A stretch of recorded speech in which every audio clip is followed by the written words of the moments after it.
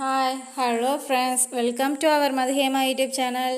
இன்றைக்கி நம்ம சேனலில் சேல்ஸ் டீமுக்காக எஜிகோஸ்ட் பைமோட் ஸ்டார் ஹெல்த்தில் பர்ச்சேஸ் பண்ணதுக்கான அப்டேட்ஸ் வந்திருக்கு. அது என்னென்னு பார்ப்போம். 29ஆம் தேதி அந்த டீட்டெயில்ஸ் எல்லாமே நோட்டீஸ் போர்டில் கொடுத்துருக்காங்க. நான் இப்போ அதை சுருக்கமாக சொல்கிறேன். இதுக்கு மேலே உள்ள டீட்டெயில்ஸ்க்கு நீங்கள் நோட்டீஸ் போர்டு ஃபாலோ பண்ணிக்கோங்க.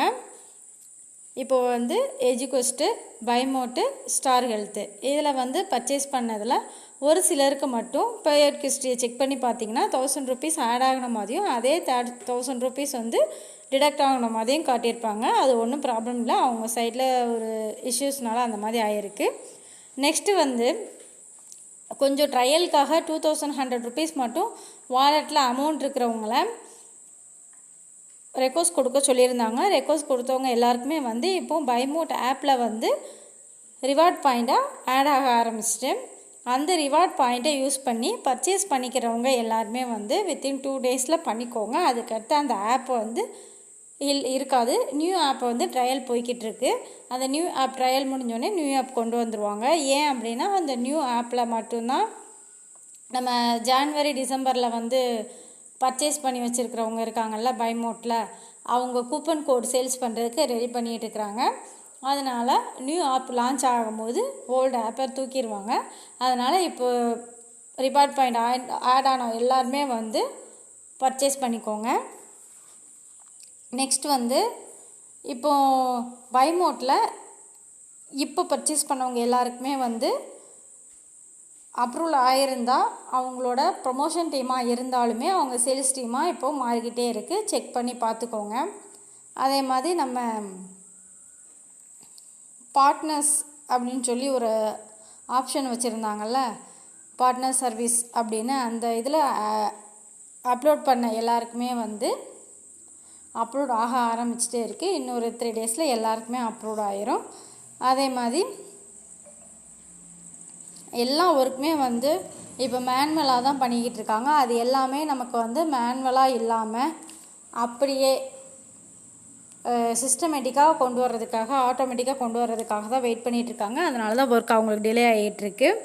அதே மாதிரி இனிமேல் ரீஃபண்டபிள் கண்டிப்பாக 60 ஒர்க்கிங் டேஸில் கொடுக்கன்னு சொல்லியிருக்காங்கல்ல, அதே மாதிரி கண்டிப்பாக ரீஃபண்ட் அப்ளை பண்ணவங்க எல்லாருக்குமே 60 ஒர்க்கிங் டேஸில் கொடுத்துருவாங்க.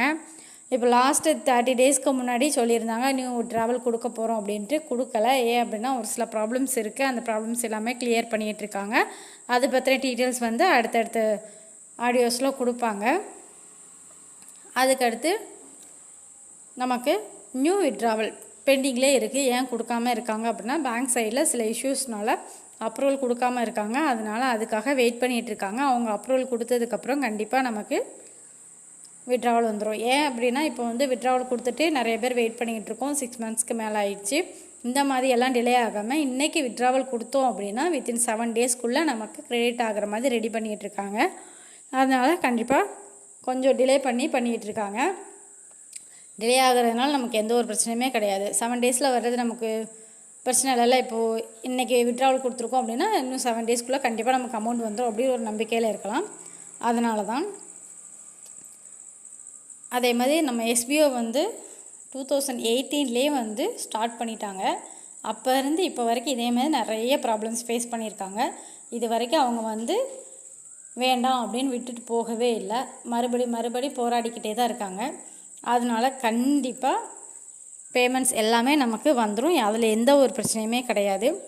இப்போ லாஸ்ட்டாக 28, 29, 30, 1 இந்த டேட்ஸ்லலாம் நமக்கு பேமெண்ட் வராது. ஆல்ரெடி போட்டுருந்த பேமெண்ட் எல்லாமே ஸ்டாப் ஆகிருக்கும்.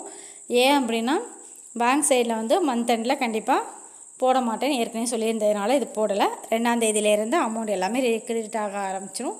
அதே மாதிரி எஸ்பிஓ அவங்களுக்கு வர அமௌண்ட்டுமே சேர்த்து நமக்கு தான் போட்டுக்கிட்டு இருக்காங்க. இது தெரியாமல் நிறைய பேர் எஸ்பிஓ குறை சொல்லிகிட்டு இருக்காங்க. வந்தவங்க பரவாயில்ல, வராதவங்க எல்லோரும் வர்ற வரைக்கும் குறை சொல்லிகிட்டு இருக்காதீங்க. நீங்கள் குறை சொல்கிறதுனால தான் நமக்கு இந்த மாதிரி ப்ராப்ளம்ஸ் எல்லாமே வருது. அதே மாதிரி ஸ்டாஃப் ஐடி போட்டுக்கோங்க. உங்களோட நேமுக்கு பின்னாடி ஸ்டாஃப் ஐடி போடுறது ரொம்ப முக்கியம். நீங்கள் இந்த ஸ்டாஃப் ஐடி போடாததுனாலையும் நிறைய ப்ராப்ளம்ஸ் எஸ்பிஓ ஃபேஸ் பண்ணிகிட்டு இருக்காங்க. இந்த மாதிரி ப்ராப்ளம்ஸ் ஃபேஸ் பண்ணாமல் இருக்கணும் அப்படின்னா நம்ம கொஞ்சம் ஸ்டாஃப் ஐடி போட்டு ஹெல்ப் பண்ணிக்கலாம். அதே மாதிரி எந்த இடத்துலையும் எஸ்பிஓ பற்றி தப்பான எந்த ஒரு தகவலையும் பரப்பாமல் இருக்கலாம். ஏன்னா நமக்கு விட்ரால் வந்துக்கிட்டே தான் இருக்குது. ப்ரூஃப் ஆஃப் எஸ்பிஓவில் செக் பண்ணி பார்த்துக்கோங்க. ப்ரூஃப் ஆஃப் எஸ்பிஓவில் இல்லாதவங்க நம்மளோட வெப்சைட்டில் ஓப்பன் பண்ணி பார்த்தீங்கன்னா proof of SPO, notice board, media official எல்லாத்துக்குள்ள லிங்க்கும் இருக்குது. அதை நீங்கள் வந்து டச் பண்ணி அந்த குரூப்பில் ஆட் ஆகி அதில் வர டீட்டெயில்ஸை நீங்கள் பார்த்துக்கோங்க. கண்டிப்பாக உங்களுக்கும் நம்பிக்கை வரும். நம்பிக்கையோடு இருங்க. இந்த மாதிரி தப்பான வதந்தி பரப்புறதுனால தான் நமக்கு பேமெண்ட் டிலே ஆகுது. அதனால தான் நமக்கு இவ்வளோ பிரச்சனையுமே ஆகுது. இந்த மாதிரி வதந்தியெல்லாம் பரப்பாமல் இருந்தால் இப்போது நியூ விட்ராவலே கொடுத்து நம்ம கைக்கு அமௌண்ட் வந்திருக்கும். இதுக்கெல்லாம் காரணம் நம்ம தான். கொஞ்சம் ஓரளவுக்கு பொறுமையாக இருப்போம். அவ்வளோதான் ஃப்ரெண்ட்ஸ். இதே மாதிரி மேலும் தகவல் தெரியும்னா மதிகமா யூடியூப் சேனலை லைக் பண்ணுங்கள், ஷேர் பண்ணுங்கள், கமெண்ட் பண்ணுங்கள், சப்ஸ்கிரைப் பண்ணுங்கள். தேங்க்யூ.